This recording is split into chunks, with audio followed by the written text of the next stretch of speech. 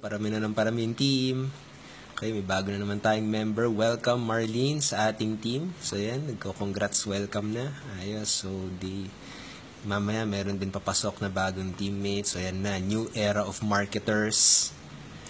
Parami na tayo ng parami. Ayos yan. Okay? So yan, focus on the people who will believe in you, no? Huwag ka magpo-focus kung ikaw nagbi-build ka ng team. Okay? Kung nagbi-build ka ng team, naghahanap ka ng mga tutulong sa business mo, focus ka dun sa mga taong naniniwala, okay? Huwag ka masyado mag-focus dun sa mga hindi naniniwala sa'yo kasi mauubos talaga yung energy mo doon.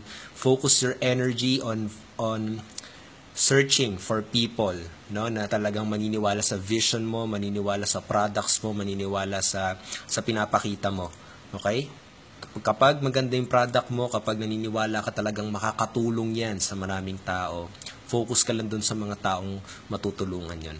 Okay? Kapag ayaw nila, okay, baka hindi pa yung time ngayon na kailangan nila. So, yung buong energy mo, okay?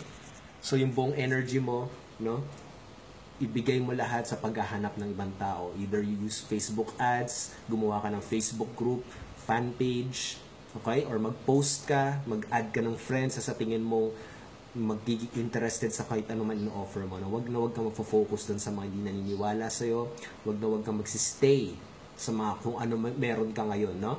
Expand, always expand your comfort zone, expand your reach, expand yung mga mapupuntahan mo. Kung paano yun, okay? Kaya kailangan mo talaga mag-invest ng knowledge and skills. Okay? So, doon ka maglaan ng maraming energy mo kung paano ka makakapag-reach out sa maraming tao. And eventually, mafi-figure out mo yan, makakahanap ka ng paraan kung paano mo makukuha yung mga nangangailangan dyan sa product mo. Okay, so once again, I'm Raymond Gerald Tabaki. Welcome sa mga new members. I hope na nakatulong tong video na to. God bless. Till next time. Bye!